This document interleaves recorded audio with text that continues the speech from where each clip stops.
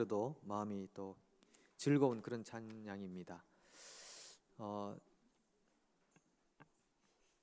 제가 목양실에 앉아 있으면 특성 연습하는 거 다 들리거든요. 들리고 암송 구절 암송하는 거 다 들리고 하고, 그리고 이제 복도 지나가면서 하는 소리 다 들리는데, 제가 앉아 있는데 지나가시면서 누가 한 분이 이러더라고요. 이거 암송 구절 잘해야 되는데 혹시 사무엘 상이라고 하는 거 아닌가? 누가 그러셨어요? 예, 우리 김훈 집사님이 사무엘 상이라고 하는 거 아닌가 하더니 정말 나오셔가지고 사무엘 상 이러시는 거예요. 그래서 야, 우리가 이거 한마디 한마디 하는 것도 다 영향을 받는구나, 이렇게 생각을 했었습니다. 영향을 받으셨죠? 네. 그래서 여러분 한 분 한 분이 얼마나 영향력 있는 사람인지 모릅니다. 예, 좋은 뜻으로 영향을 미쳐야 되겠죠, 그죠? 예, 뭐 그 정도 영향은 김 지사님 괜찮습니다. 네, 나중에 목장 가족들 커피 한 잔 사시면 다 회복되지 않을까 싶습니다. 네, 재직회는 오늘 못 하고요. 한 주 연기해서 다음 주에 하려고 합니다. 우리 이성수 장로님 재정부장이신데 그 재정보가 준비가 안 됐다고 하셔서 원래는 한 회기를 좀 지났으면 이렇게 말씀 주셨는데, 재직회를 회기를 건너뛰는 거는 그건 옳지 않은 것 같습니다. 그래서 다음 주에 수요일 날 재직회 하고요. 주말까지 재정보가 완성된다고 하니까 다음 주 수요일 날 재직회 하도록 하겠습니다. 혹시 그렇게 알고 오신 분 계시다면 죄송하고요. 미리 말씀 못 드렸습니다. 여러분 하루하루 살아가는 동안에 얼마나 축복이나 저주 얼마나 많이 하시며 사십니까? 그러니까 여러분들이 하고 있는 말 중에 축복의 말이 많습니까? 저주의 말이 많습니까? 그 사극에 보면 그런 일들이 있지 않습니까? 사극에 이렇게 인형 하나 딱 만들어 놓고 막 주문을 외우고 저주를 하고 바늘로 콕 찌르면 그 상대방이 아프다고 막 통증을 호소하고 그런 경우들이 있거든요. 그러니까 저주가 먹혀 들어갔다, 이제 그런 거죠. 누가 한 사람을 향해서 계속 저주를 하면 이게 통한다, 뭐 지극정성, 뭐 하늘도 감동한다, 뭐 그런 뜻으로 저주를 하는 것 같았습니다. 근데 예전엔 그런 것들이 많이 잘 통했던 것 같아요. 근데 혹시 여러분 사시다가 어디 갑자기 아프시거든 누가 나를 저주하고 있구나 생각하시면 될 것 같습니다. 그 사극대로 한다면 그런 것이죠. 요즘 그 대통령 선거를 앞두고 우리 한국에 열띤 공방들을 하고 있습니다. 토론회를 지금 3차 했지 않습니까? 저도 뭐 지난 다음에 가끔 유튜브로 이렇게 한 번씩 보고 하면 후보들 간에 얼마나 많은 네거티브 공략이라고 그러죠. 부정적인 이야기를 계속 그 사람에 대한 후보 자질 검증. 그러니까 뭐 정책 토론도 해야 되는데 주로 자질 검증만 계속 하는 겁니다. 예전에 그랬다면서 지금 어떻게 된 거야? 그러니까 안보 문제도 자질, 정책 문제도 자질, 경제 문제도 자질. 계속 이렇게 상대방을 네거티브로 이렇게 공략하고 하는 그런 대선 토론을 보면서 이게 경쟁 사회이다 보니까 이렇게 되는구나, 이런 생각을 많이 해보게 됩니다. 그리고 거의 그 대화하는 수준들이 저주 수준에 가까운 것들입니다. 거의 심판의 메시지가 그 후보들의 입에서 막 쏟아져 나오기 시작하는 것이죠. 우리가 살아가면서 생각해 보면 우리는 얼마나 많이 축복하거나 또 저주하는 말을 하고 있는가 하는 것인데, 제가 생각해 볼 것은 이 부분입니다. 신명기 27장 28장에 가면요, 거기 보면 축복하는 이야기, 저주하는 이야기가 굉장히 많이 나옵니다.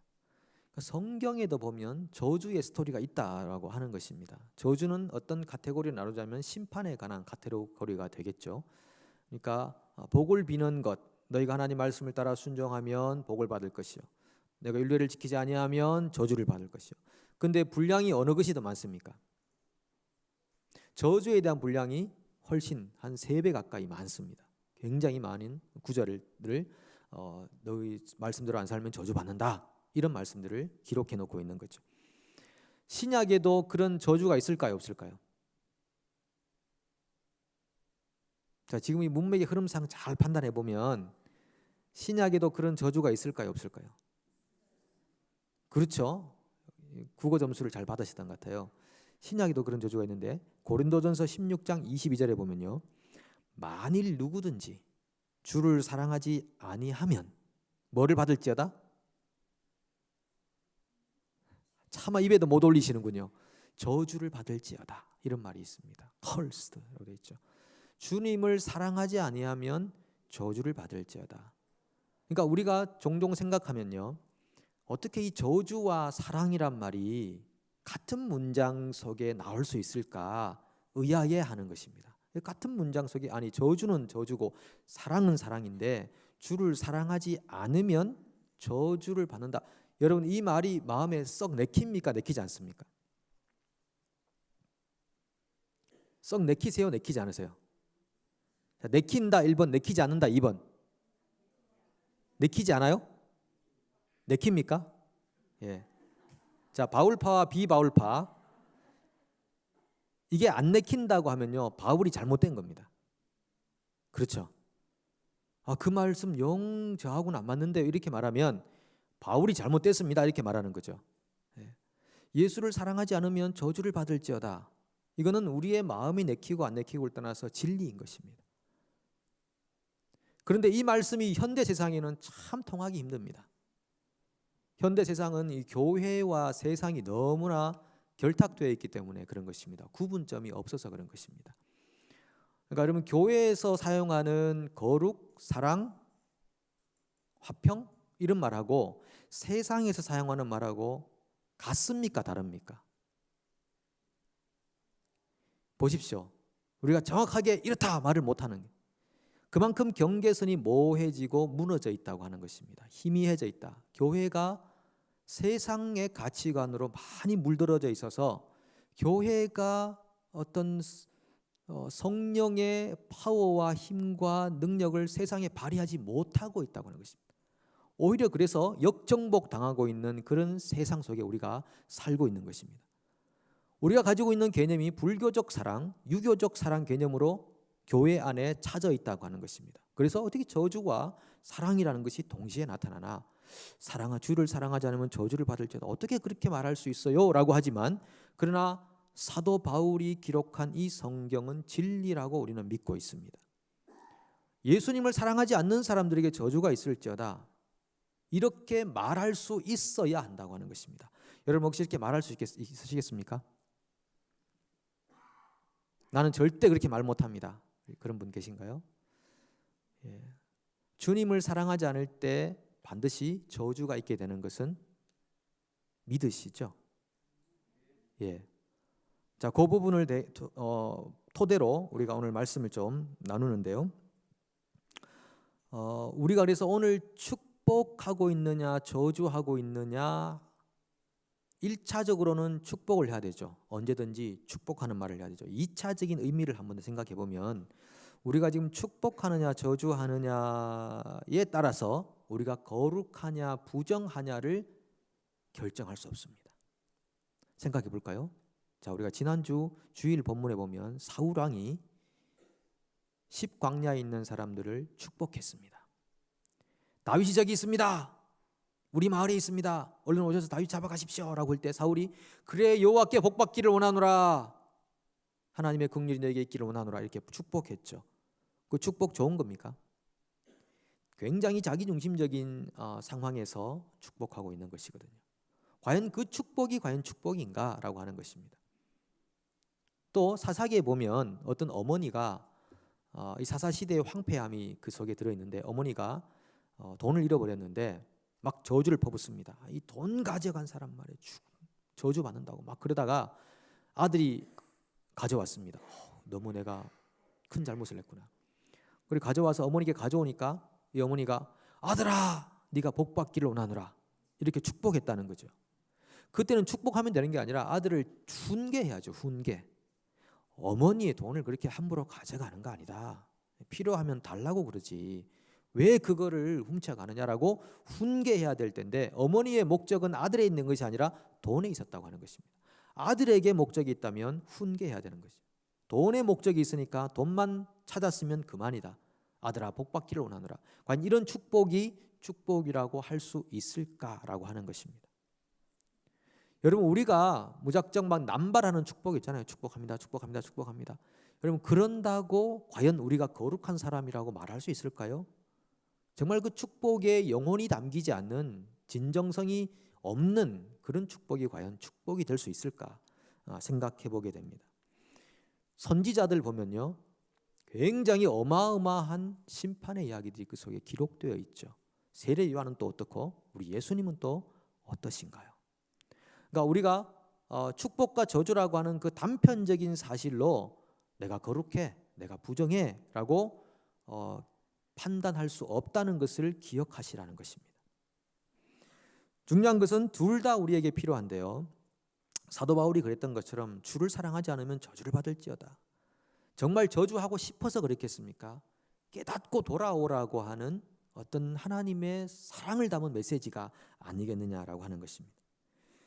그래서 우리 말에 능력이 있기도 하지만요, 그 말에는 효력이 나타나지 않을 수도 있습니다.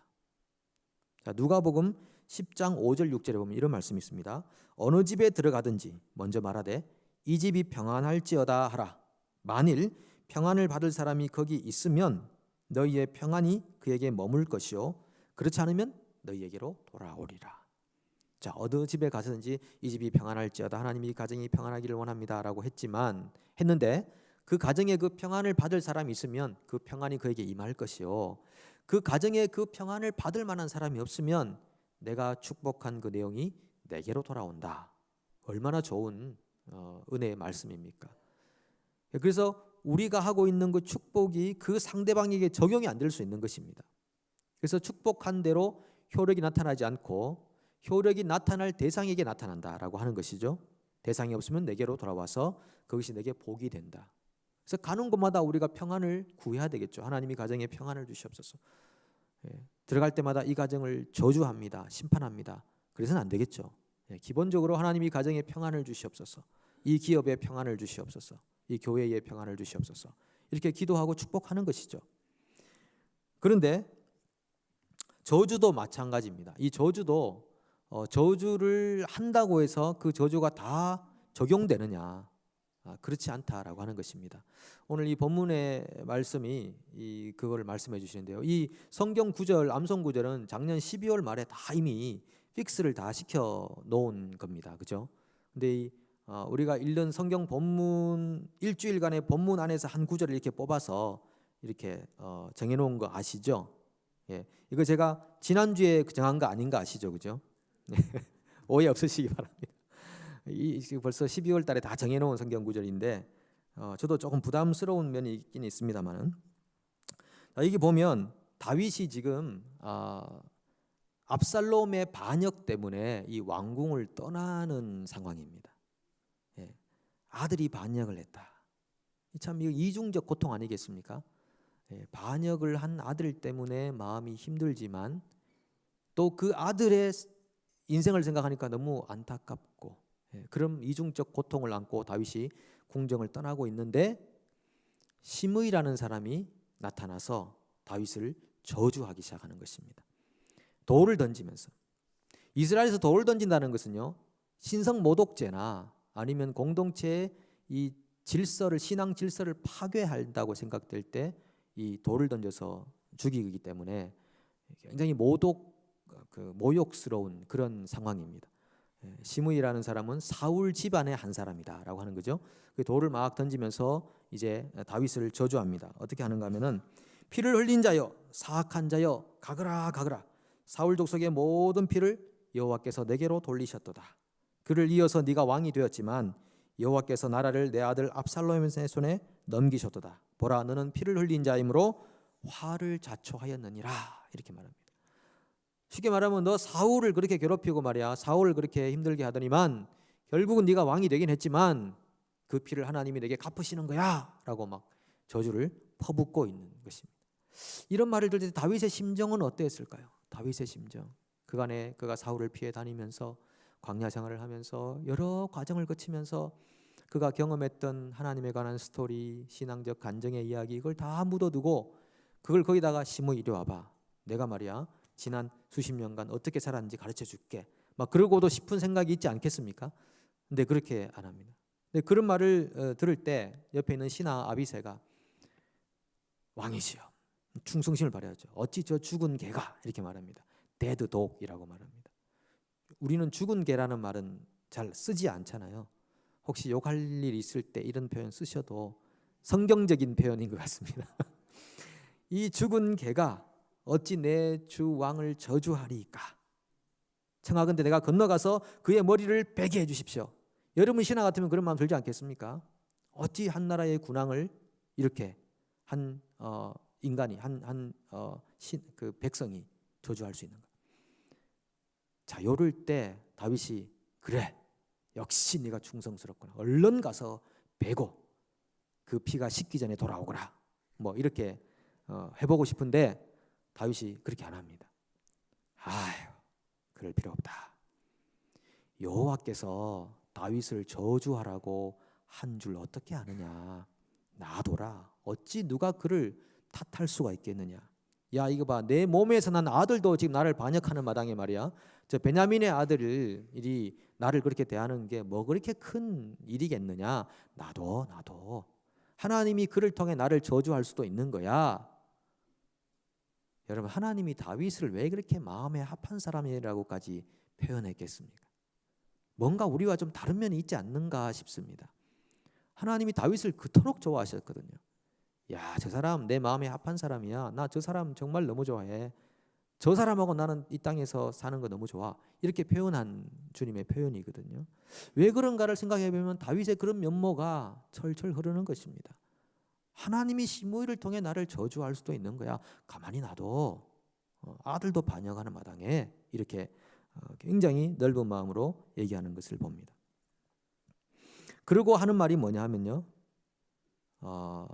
오늘 본문 말씀이죠. 암송 말씀.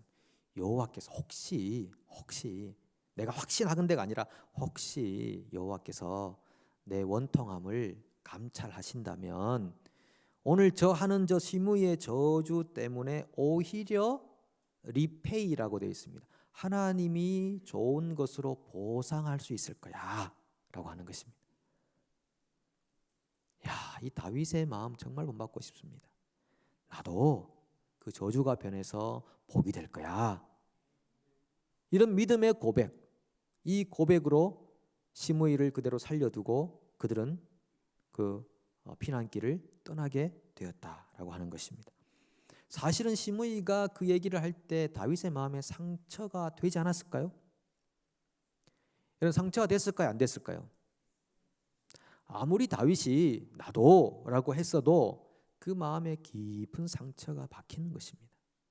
이미 압살롬 때문에 그리고 자기 가정에 일어나고 있는 그 어마어마한 이런 일들, 형제간의 이 살해 또 음란한 일들, 이런 일들이 벌어지는 상황 가운데 상처를 입고 왕궁을 떠나는 상황, 상처 위에 상처를 덧입히는 것입니다. 그 저주를 받는 상황이죠. 그래서 나중에 이 다윗이 정말 이 오늘 사무엘하 16장 12절의 고백처럼 하나님이 그 저주에 대한 보상으로 그를 다시 왕궁으로 환궁하게 하고 그의 왕위를 견고하게 해서 그의 아들 솔로몬이 대를 잇고 그리고 이 주님이 오실 때까지 다윗의 계보가 계속 이어지게 하시고 그리고 결국은 그의 계보에서 메시아가 탄생하게 하는 그런 좋은 것으로 복으로 그를 선대하셨다라고 하는 것이죠. 그러니까 이 다윗의 고백이 그대로 하나님 안에서 통해서 하나님이 보상해 주셨다는 사실입니다. 그런데 다윗의 마음에 깊은 상처가 생겨서 그가 죽을 때 유언을 합니다. 어떻게 하죠? 그렇죠. 솔로몬에게 야, 몇 가지 남기는데 그 중에 하나가 시므이를 제거하라 이렇게 표현하는 거죠. 왜냐하면 그 시므이가 했던 내용이 여호와가 시켜서 한 게 아닌 것이 분명했잖아요. 여호와가 시켜서 했다면 시므이가 의로운 일을 했지만 여호와가 시키지 않은 일을 했기 때문에 시므이는 여호와를 반역한 것이나 마찬가지고 그 다음에 자기 아들 솔로몬에게도 해가 될 수 있다고 다윗은 판단했습니다. 그래서 이스라엘 국가를 다시 신정 국가로 다시 올바로 세우기 위해서 시므이 같은 존재는 제거하라라고 명령을 했던 것이죠. 근데 이 솔로몬이 시므이에게 한 번 더 기회를 줬죠. 절대 그 성이 떠나지 말고 있으라 했는데 시므이가 그것을 무시하고 나왔다가 결국은 처형이 되는 이제 그런 스토리로 이 스토리는 막을 내리게 됩니다. 여러분 살다 보면 우리가 주변에서 욕을 듣는 경우들이 있습니다. 차를 타고 가다가도 마찬가지고요. 상대방이 기분이 상하면 욕을 듣기도 하겠죠. 잘못해서 욕을 들으면 기분은 나쁘지만 억울한 면은 없습니다. 그런데 오해를 받거나 사실에 기반하지 않은 비난이나 저주를 듣는 경우가 있습니다. 억울하고 아프고 황당하고 그런 일들이 우리 삶 안에도 있을 것입니다. 마치 욥의 친구들이 욥을 대하는 것처럼, 야, 자네 그렇게 어려움 당하는 거는 뭔가가 하나님 앞에 범죄한 일이 있는 거야. 문제가 있는 거야. 친구들은 다윗을 도와준답시고 한 말입니다. 도와준답시고 나쁘게 하려고 한 거 아닙니다. 친구를 바로잡아 주겠다는 그런 사명감을 가지고, 야, 네가 그런 거는 네가 뭔가 잘못했기 때문에 그런 거야 라고 했을 것입니다. 그러나 그것이 욥에게는 전혀 도움이 되지 않았고, 나중에 엘리후가 와서 책망합니다. 욥의 친구들을. 욥보다 못한 친구들인데 말이야, 뭘 그렇게 욥에게 그런 언어들로 욥을 괴롭게 하느냐라고 책망하게 되죠. 마치 우리가 그런 욥 같은 상황에 처하는 일들도 있지 않은가 싶습니다. 네, 그럴 때에 우리가 어떤 반응을 해야 할 것인가, 그게 중요한 것이겠죠. 어떤 반응할 것인가. 저는 정말 다윗처럼 한번 반응을 해보고 살고 싶습니다. 나도 하나님이 그 사람을 통해 나를 저주할 수 있잖아, 욕할 수 있잖아, 나도 비난할 수 있잖아. 그런데 혹시 알아? 그 비난 때문에, 그 저주 때문에 하나님이 오늘 손으로 내게 갚아주실지, 리페이 하실지 어떻게 알아? 나도. 여러분, 그런 마음 다 가질 수 있기를 소망합니다. 우리는요, 그리스도 예수 안에 있으면 절대 그리스도의 사랑에서 끊어지지 않습니다. 로마서 8장이 우리에게 증거하고 있는 것입니다. 환난이나 적신이나 칼이나 기근이나 어떤 것들도 우리를 그리스도 예수 안에 있는 하나님의 사랑에서 끊을 수 없으리라. 이 발람 선지자가 돈으로 청탁을 받고 이스라엘을 저주하기 위해서 얼마나 애를 씁니까? 내가 저주하는 청탁을 받고 돈 챙기고 저주하려고 했더니 하나님이 축복으로 바꾸고, 저주하려고 했더니 축복으로 바꾸고, 저주가 축복으로 바뀌고. 하나님의 백성은요, 이미 영원한 복의 상태에 거하는 줄로 믿습니다. 우리가 예수 그리스도 안에 있으면요, 누구도 빼앗아갈 수 없는 복 안에 들어가 있는 것입니다. 그래서 우리의 삶의 환난, 기근, 적신, 칼, 그 어떤 것들도 우리를 향해서 가지기로 한 하나님의 사랑, 하나님의 복을 파괴시킬 것이 하나도 없음을 믿습니다. 교회는 어떤 것입니까? 교회는 그런 것입니다. 국가 이스라엘이 그랬다면 신약의 교회는 이미 하나님의 복과 영생과 구원을 경험한 그런 복의 공동체 아니겠습니까? 이 영원한 복을 누가 흔들 수 있겠습니까? 사탄이 아무리 흔들어도 우리 하나님이 오늘도 붙들고 계시기 때문에, 오늘 요한계시록에 말하고 성경 전체가 말하는 것은 하나님의 백성의 마지막은 승리와 영광인 줄로 믿습니다. 그런 영광과 승리를 맛보며 살아가는 저와 여러분 되시기를 간절히 소망합니다.